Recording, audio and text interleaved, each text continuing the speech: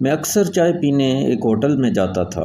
میں جب بھی جاتا تھا تو ویٹر سارے کسٹمرز کو چھوڑ کر میرا استقبال کرتا تھا۔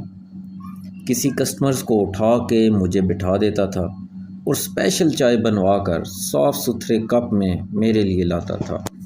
لوگ شور کرتے تھے، اس کو ہوازیں لگاتے تھے، لوگ اٹھ کر بھی چلے جاتے تھے، لیکن وہ میری خدمت جاری رکھتا تھا۔